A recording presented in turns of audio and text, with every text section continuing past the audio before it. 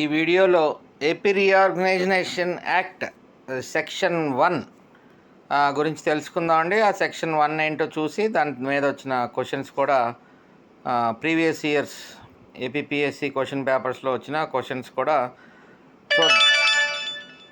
చూసి తెలుసుకుందామండి. AP reorganisation act 2014.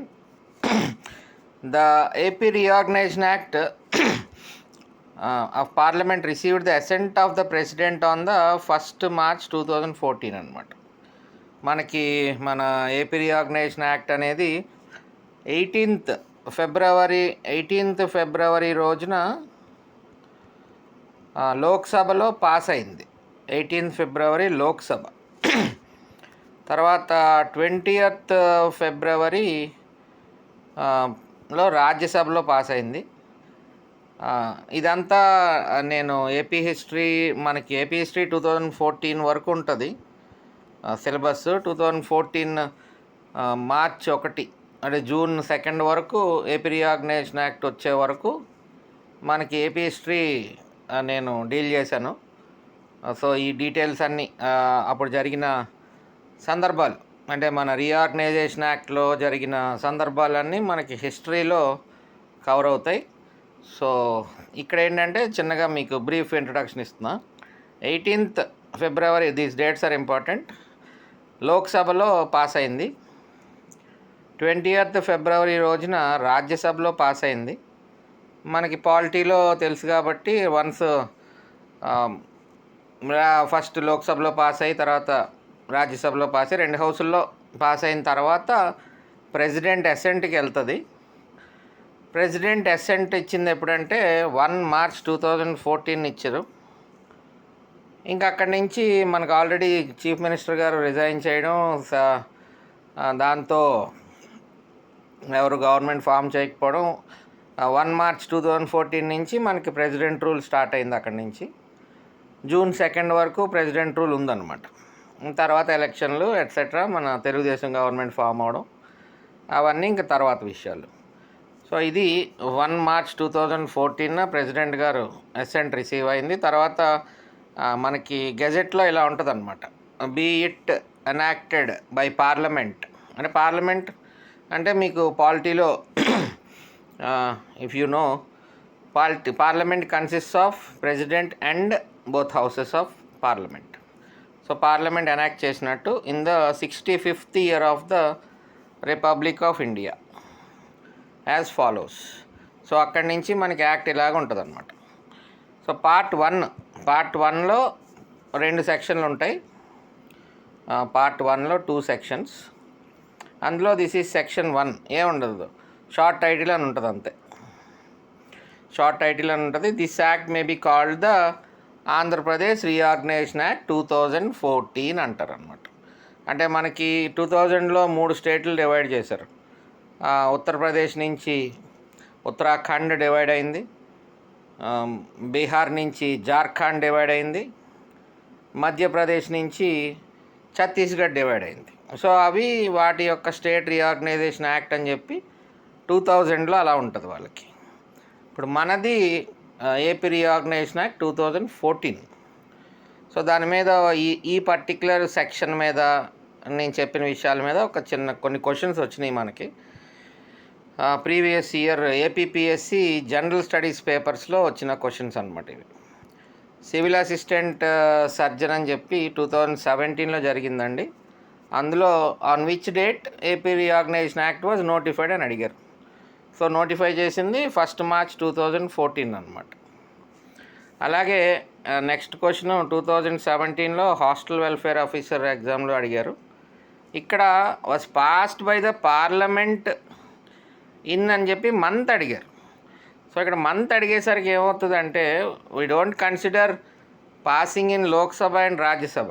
ఇక్కడ పార్లమెంట్ అని అడిగేసరికి ఏంటంటే, parliament consist of president and both houses of parliament. ఎప్పుడైతే ఒక బిల్లుకి ప్రెసిడెంట్ గారు అసెంట్ ఇస్తారో then only it is considered as the parliament passed the bill. Otherwise అక్కడ వరకు ఏంటంటే Lok Sabha passed the bill, Rajya Sabha passed the bill, and was sent to president's assent, అంతవరకు అలా స్టేజెస్ ఉంటాయి. But whenever our president of India has given assent to a bill passed by both houses, then the bill becomes the act. So అందుకని the Andhra Pradesh act was passed by the parliament అన్నప్పుడు we have to mention it as March 2014 అనమాట. ఫిబ్రవరిలో 18న లోక్సభలో, ఫిబ్రవరి 20న రాజ్యసభలో అనేది ఇక్కడ wrong answer ఇక్కడ పెట్టకూడదు. This is wrong. Whenever the president's assent was received to a bill, then only it was enacted into an act అనమాట, ఒక యాక్ట్గా ఫామ్ అయినట్టు. So here the answer will be 2014 March. So అదండి. ఇంకా మిగతావన్నీ ఇలా same questions, అంటే అన్నీ సేమ్ అదే ప్రెసిడెంట్ గారి మీద అడిగారు.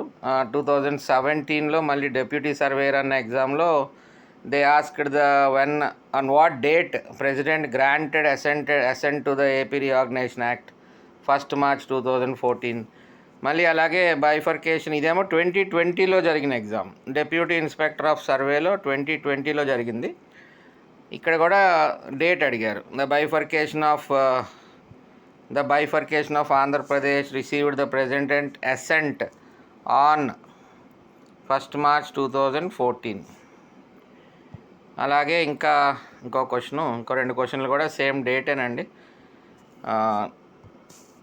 5th క్వశ్చను మళ్ళీ సేమ్ 1 March అన్నాడు, 2 March అన్నాడు. ఇది 2020 డివిజనల్ అకౌంట్ ఆఫీసర్లో అడిగారు. అలాగే పాలిటెక్నిక్ లెక్చరర్స్ 2020లో జనరల్ స్టడీస్ పేపర్లో మళ్ళీ డేట్ అడిగారు. కాకపోతే ఇక్కడ కొంచెం in the gazette of India number 6 dated ఇలా ఉంటుంది. యాక్చువల్లీ ఎగ్జాక్ట్ మనం రీఆర్గనైజేషన్ యాక్ట్ తీసుకుంటే, డౌన్లోడ్ చేసుకుంటే మనం ఇలా ఉంటుంది అనమాట. The gazette of India number 6 dated so and so date, అంటే 1 March 2014 notified the Andhra Pradesh Reorganization Act 6 of 2014 upon receiving the President of India's assent అని ఉంటుంది అనమాట. So this is about section 1.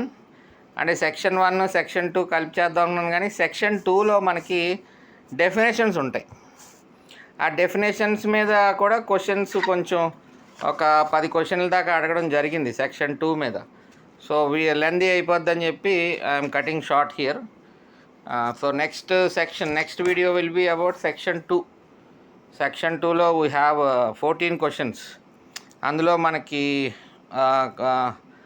Population ratio అని, అంటే మొత్తం యాక్ట్లో ఉన్న టర్మినాలజీకి డెఫినేషన్స్, కొన్ని ఇంపార్టెంట్ టర్మ్స్ ఉంటాయి కదా. పాపులేషన్ రేషియో అని ప్రతి సెక్షన్లో వస్తూ ఉంటుంది. అపాయింటెడ్ డే అని ప్రతి సెక్షన్లో వస్తూ ఉంటుంది. ట్రాన్స్ఫర్ టెరిటరీ అని వస్తుంది. సక్సెసర్ స్టేట్ అని వస్తుంది. సో అలాగా కొన్ని టర్మ్స్ ఉంటాయి మొత్తం రీఆర్గనైజేషన్ యాక్ట్లో. వాటికి డెఫినేషన్స్ అని చెప్పి సెక్షన్ 2లో ఇవ్వడం జరిగిందనమాట. సో ఆ సెక్షన్ 2 మీదే మనకి ఒక 14 క్వశ్చన్స్ ఉన్నాయి. ప్రీవియస్ ఇయర్స్ 2017 నుంచి 2020 వరకు వచ్చిన క్వశ్చన్ పేపర్స్లో ఒక 14 క్వశ్చన్స్ లాగా ఉన్నాయి. We will study that questions and section 2 in next video.